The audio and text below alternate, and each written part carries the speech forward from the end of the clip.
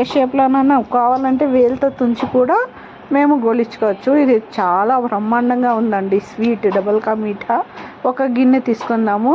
ఇందులో బ్రెడ్స్ అన్నీ ఇప్పుడు మేము గోలించుకున్నాం కదా, ఇట్లా బ్రెడ్స్ అన్నీ ఇలా బాగా క్లీన్గా నీట్గా సెట్ అయ్యేటట్లు ఏదైనా కానీ ఒక గిన్నెలో, లేదు అంటే ఆ మిల్క్లో అట్లా వేసేయచ్చు. నేను డెకరేషన్ కోసం మాత్రమే మీకు చూపించాలని నేను ఇలా చేస్తున్నాను. లేకపోతే ఆ మిల్క్లోనే మేము చేసుకొని డబుల్ కా మీఠా అలాగే తినేస్తాము.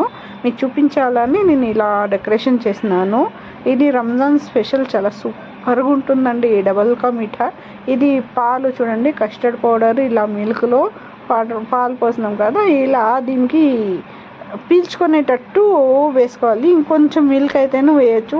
ఎక్కువగా మేము స్వీట్ని అంతగా తినము. జస్ట్ ఒక ముక్క తింటాం అంతే. తినేవాళ్ళు ఒక్కరికి చాలా